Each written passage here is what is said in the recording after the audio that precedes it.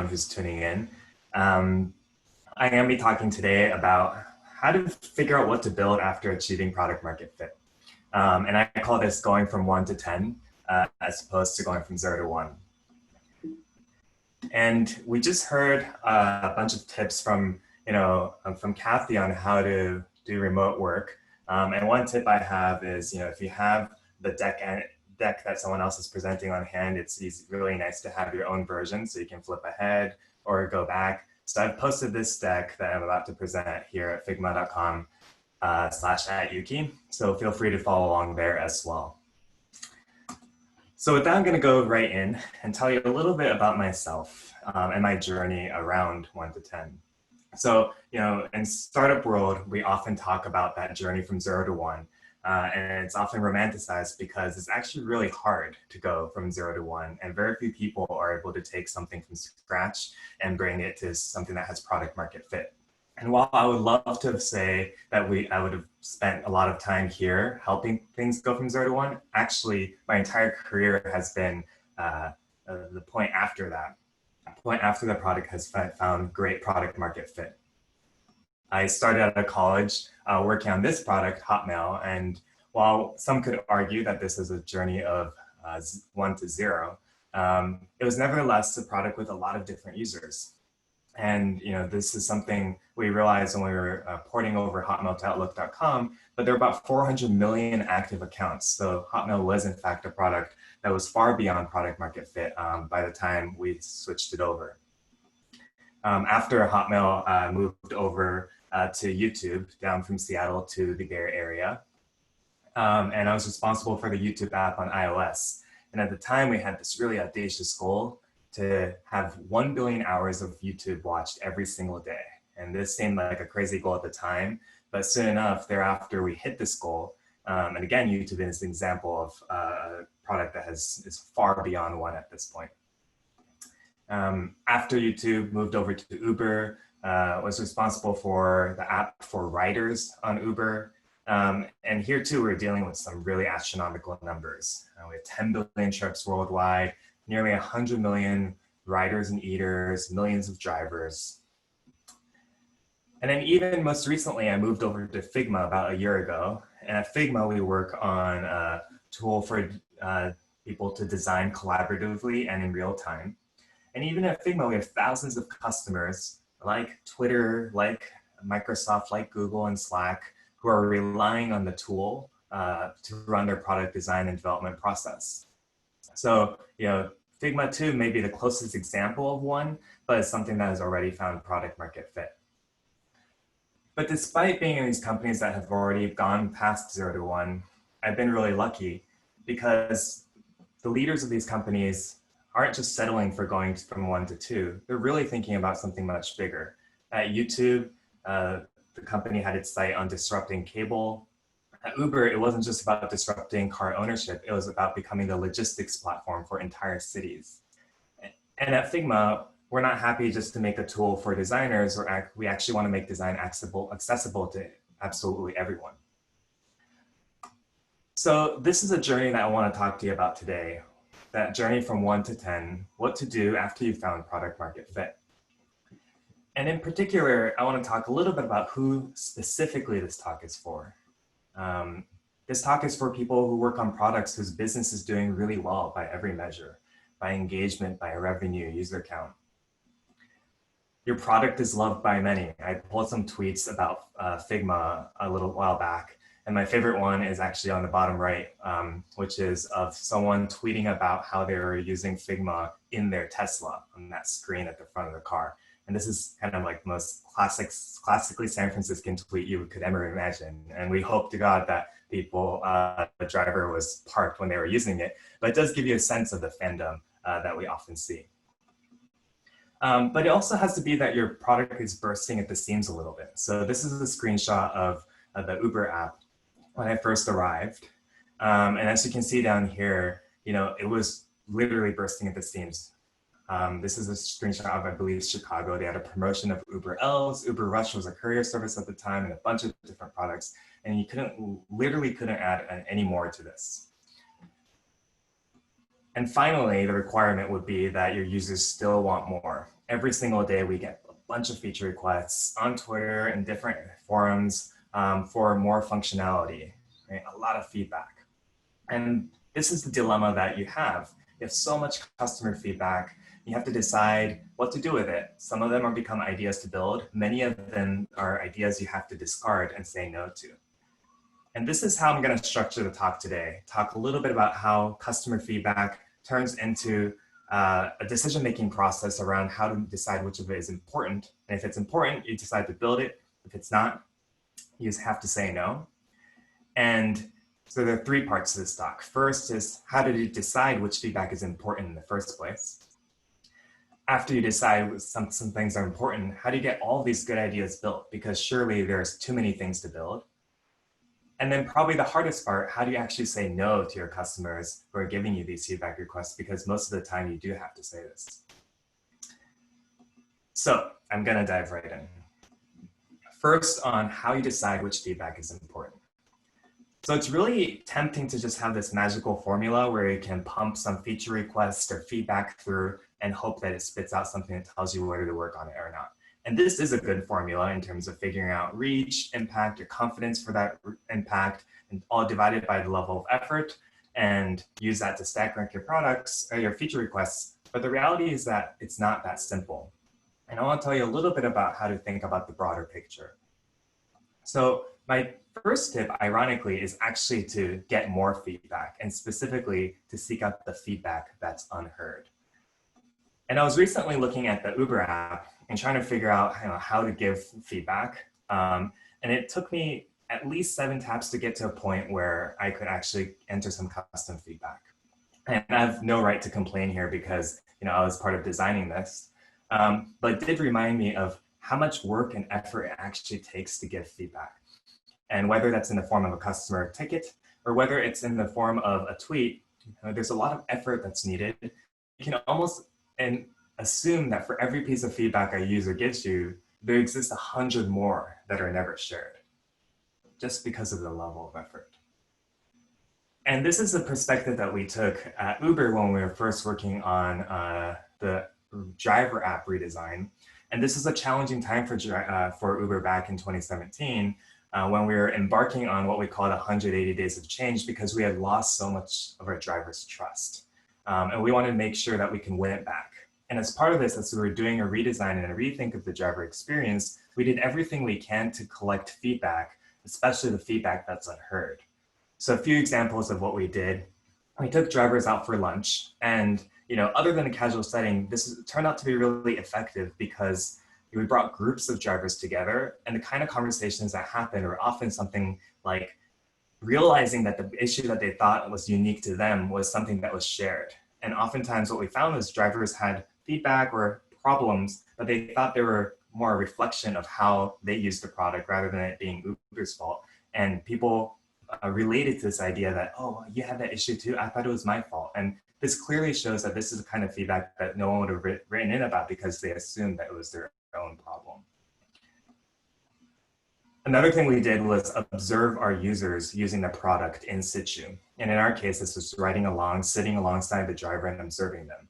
And this is really important because there's a lot of things that go unspoken, or as drivers are driving, things happen. There's things in their body language as they react to things, but also things are happening so fast and it's quite dangerous that they don't have time to give feedback in that moment or forget about it by the time the trip's over.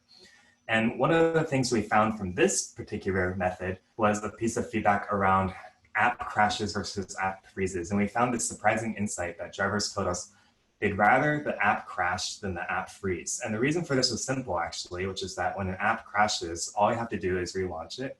But when an app freezes, you have to take your hand off the steering wheel and actually force quit the app and then relaunch it. And this helped us understand that we should be focused on freeze rates rather than crash rates, which is something that we changed our focus to, but something that we wouldn't have figured out if we hadn't kind of been there and observed drivers. We even had these WhatsApp threads with a bunch of drivers where drivers had direct connections with employees. And this is a really great way to get a lot of casual feedback and also get a lot of screenshots that were annotated. And so whenever the drivers thought of something, they would send these along. So all of these are really examples of ways in which you can go and collect feedback from your users and listen to those who aren't just part of the vocal minority. The second tip I have around this is paying special attention to not just the feedback that users are giving, but the ways in which they're behaving. And oftentimes, users who really feel passionately about a problem actually hack your product in order to achieve their use cases. So I'll give you a small example of Figma. When you launch Figma, it looks kind of like this. And you see an overview of all the files that you've recently touched. And in particular, there's this thumbnail of what the file looks like. And the way that this is created is by taking the first page, and we just fit all your designs into one screenshot and make it the thumbnail of the file. And one of the things you might notice is that this screenshot, this overview, isn't that useful. If you have 100 screens in your design, in your file, then it's really hard to tell just from this thumbnail what this file is about. So it's actually not that helpful in deciding whether you need to open it or not. So one of the hacks that we started seeing users do was instead for them to split up this file in this unconventional and slightly inconvenient way, where page 1 was just a small design and page 2 was the entirety of the other designs. And what that results in is allowing users to create a thumbnail that looks like this, which is much more informative and much more beautiful. Right? So this led us to understand that users really care about how their design is represented inside to help them understand which files to open in the first place. And this is something that we productized afterwards because we realized that it was so important to users.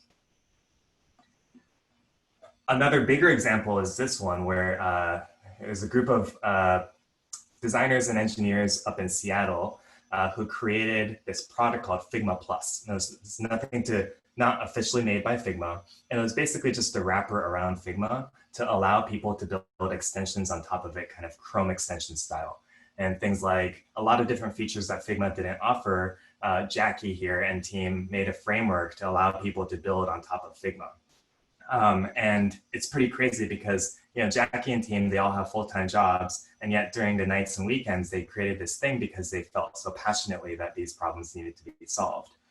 Thankfully, we were in parallel working on an official way to build plugins. And so by the time we launched, we were able to partner with Jackie directly to showcase some of the use cases that he had initially built unofficially and now built officially.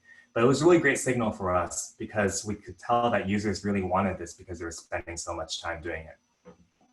So that was a little bit about user product hacks. The next tip is about this idea that it's really important to translate feature requests to problems, but also to recognize features as currency. So this is a little bit like PM 101 here, but when users give you a feature request, of course, what you have to do is back out the problem. And the reason backing out the underlying user problem is important is because once you understand that user problem, you can actually come up with a bunch of different alternative solutions, and maybe one of them is better than the feature request that was originally given. So that's why this process is important. But it is also important to remember that, in my experience, when a lot of consumers are trying to make a choice between products, features are still their currency. We found that, Uber drivers might choose Uber over Lyft or vice versa because of that one feature. So this is all to say, not to over-index on that, but to remember that features are a form of currency used for comparison. And in fact, users never give you credit for having defined the right user problem. What they want to see is a solution that they can relate to. And then the last thing around deciding what's important is really understanding that user feedback isn't the only input. The question of whether you decide whether user feedback is important to act on is really a question of strategy. And my philosophy around strategy is that strategy always begins with insights. And in particular, this is my framework around insights. There are many different types of insights. There's insights about your customer, one of which is their existing users' needs, which is sourced probably by the feedback that you're getting from your users. But there's also prospective user needs, and there's also behaviors of users that you're seeing in your data. And that all comprises customer insights. But outside of customer insights, there's business insights about your revenue opportunities, growth levers, cost drivers. And even outside of that, there are macro environment insights like industry trends and what your competitors are doing. And this collectively are the set of insights that you want to be acting on. And user feedback that you're getting is an important part, but one of the many. All right, so we talked a little bit about how to decide what's important to act on. And chances are you decide a bunch of things are really important, and you probably don't have the resources to build all of them. So the following are some tips around how to get all of that done. And the first thing is a lesson I learned at Uber, which is to remember that code isn't the only way to build. Uber is a tech company, but at the same time, they have a world-class ops organization. And the ops team takes this perspective that the tools for building are actually SQL queries and email.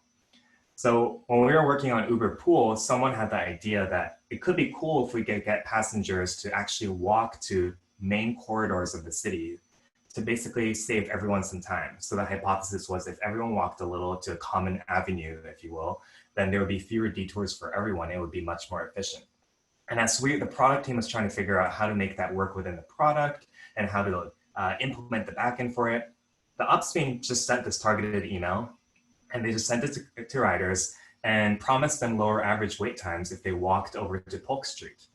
And while we eventually productized this properly, this gave us a lot of initial signal around demand or things that weren't working or routes that were most effective. And it was a nice way to accelerate product development. Another example I really like is this one. So Uber has this feature where if you order an UberX, but we actually find an Uber pool that can get there just as fast because you're the last in, first out. So that was the kind of internal name for it, LIFO, last in, first out. Then we would give you the opportunity to take a discount and get onto this Uber pool ride. The hypothesis being that people are choosing UberX not because they don't want to share the ride, but because they don't like the detour. But when we first implemented this, what we did is design a screen like this, which asks you if you want to take a shared ride or not. And then what happened when people said, yes, join shared ride, is in the backend, we did nothing. We just sent them an UberX anyway. And then at the end of the day, the ops team would run a query and figure out who had said yes, share a ride, and just issue them a refund. And this is a way for us to quickly get an idea of what the demand was like, but also to experiment with what kind of incentives, pricing incentives would work to compel users to actually take Uber Pool instead. So again, this is an example of, this is not the way you can build all products, but part of what takes time in building products is validating the idea in the first place and iterating on it. And there are many other tools available for you to do that. The second tip here is that not only your ops team, but your users can build for you too. One of the things about Figma is we still lack some of these basic features like spell check and bullet point lists. It's painful for me to say that, but at the same time, the reality is there's so much we have to do, and this always ends up getting deprioritized. But one of the things we realized was, what if we could build a platform that could enable people to build these kinds of features in the first place? As I said earlier, we had published this mechanism for creating plugins on our platform, and our hypothesis or our principle was that if you can code a web page with basic HTML and JavaScript, you can build a Figma plugin. And we wanted to make it as simple as possible. And one of the things after we launched, we found was that people did in fact create the spell checker plugin and the bullet point plugin, and these remain some of the most used plugins today. And we even found some other use cases. This one is a favorite of mine called Mapsicle, and it allows you to just quickly insert a map into Figma file inline. And this streamlines the workflow of opening up Google Maps, panning around, screenshotting, and maybe if you made a mistake, you have to go in and edit again. But this is exactly the kind of feature that's super powerful, but that we would never build because it's so bespoke. And this is what we saw the ecosystem do. Since our launch about 8-9 months ago, we've had over 500 plugins of various different use cases. And the way I like to think about this retrospectively is that we were able to crowdsource our feature development. And the last tip I have on this front is that, not only can your users build for you, your competitors can build for you too. And this is deliberately a little bit provocative, but this is something that I learned when I was working at Uber. So when you think about competitors, it's really easy to find them threatening. And even though you're supposed to say that competition is good and it's great for all of us, in a day-to-day way, it's actually hard to internalize that. But if you instead think about your competitors as another R&D arm that's able to run experiments on your behalf, it's a pretty liberating thought. And that's what we did at Uber. Oftentimes Lyft would be ahead of us in shipping some features, like they were ahead of us in shipping scheduled rides or subscriptions. And while that can be alarming and create a lot of urgency, it was really nice for us to be able to see how they were implementing this, because there's a lot of choices you have to make. And by seeing how things are evolving in their products, we were able to learn from it and adapt when we wrote out our own versions. And these are just as, if not more, effective than our own experiments. And this isn't to say that Lyft didn't do this either. We tested a bunch of things around pickups and things like shuttles, and Lyft followed suit. And so this is a mutual thing. And I would say one of the most interesting things about this was when we observed that Lyft had run an experiment, and then a month later they shut it down. And that was really strong signal for us that maybe something about that didn't work and we shouldn't prioritize that either. So this is all to say, again, this is not a way you can build products, but in terms of validating a lot of these concepts, your competitors can help you out in this way as well. And then the last thing I want to talk about is possibly the most difficult part of all of this, which is the reality is a lot of the feature requests that you get, you have to say no to. And this will be for the majority of feature requests. And being someone who's Japanese, I can only empathize with how hard it is to actually say no. And saying no is so hard for Japanese people that the governor of Tokyo, Shintaro Ishihara, actually wrote a book called The Japan That Can Say No. I know it's this rallying cry that Japan as a nation can in fact say no. And actually, one of my favorite business phrases in Japanese is this one, "Maemuki ni kento shimasu," which in English approximately translates to "we'll optimistically consider this." And this is a response you would give if someone in a business context asked you for something. But in reality, what this actually just means is, sorry, no, we can't do this. And it's code for that. And this is not me advocating for you going back to users and telling them that you'll optimistically consider every feature request you get. But this is rather acknowledging how hard it is. Entire nations find it really hard to say no. So, it is in fact something that we all can empathize with. But my tip around here is just to not be afraid to share your process sometimes. If you're a little bit more vulnerable and open up, you can win a lot of your users' empathy, and it softens the blow when you're saying no. And the way I like to think about this is to think about the different ways in which you can treat your users. So one extreme is to treat them as a stat. And when someone comes in with a feature request, you basically tell them, hey, sorry, only 0.01% of your customers have your problem. And while this might be sound product thinking, if you will, internally, no customer wants to hear this. They don't want to be reduced to a stat. Their need is still important to them, and this leaves a really bad aftertaste. The other extreme of this is to treat your customer as king. And this is actually a phrase used often.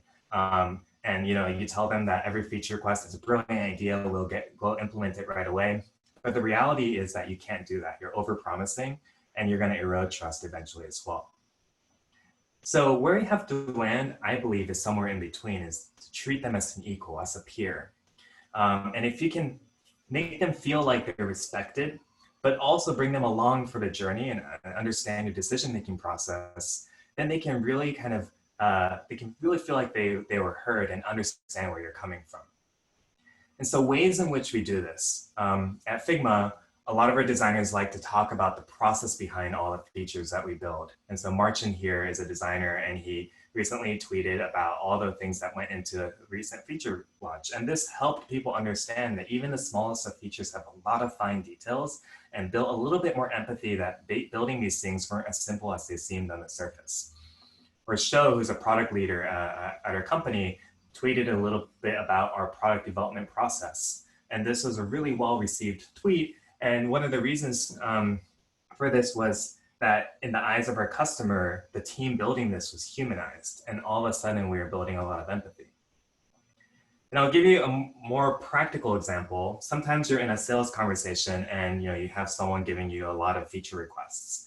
And there are different ways in which this conversation can unfold. So the bad example is this one where someone asks you for, when are you building feature X? And you say, we're not prioritizing at the moment, but we'll put it on our backlog, right? That's like classic PM speak. It allows a possibility that we'll get to later, but it's basically saying, no, we're not doing that.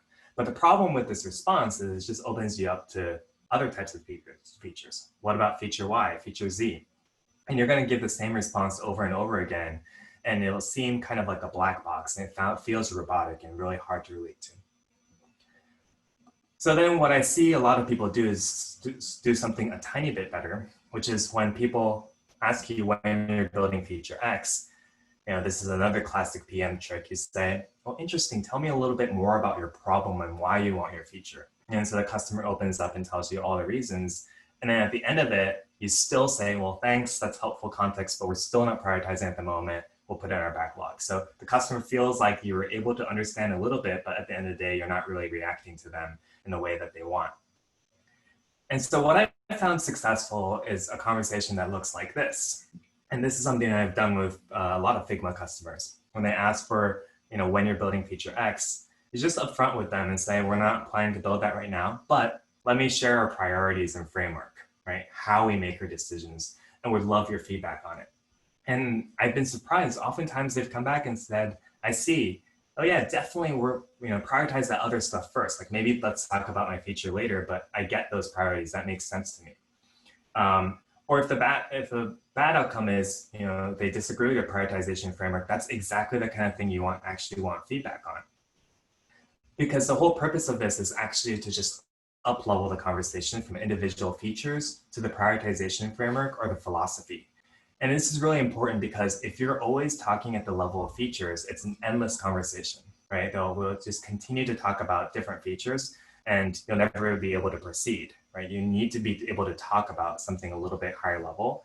But also, as much as I said earlier that features are a form of currency, at the end of the day, you don't want to be getting into a state where you're in a feature battle with your competitors because it's really impossible to always have more features than your competitors. And what customers are really buying is your philosophy, your prioritization framework, and the team. And if you can convince them that those things are sound, those are the reasons that they actually are purchasing your product over individual features. So that's why up-leveling this conversation is important. So in summary, this is my talk, thinking a little bit about how you decide which feedback is important in the first place, some tips on how you get all those things built, and a tip around how you say no. And again, this talk is available in the Figma community. It's actually a Figma file. Feel free to use it, remix it however you like. And I'd love to hear your questions and feedback. Thank you again for tuning in.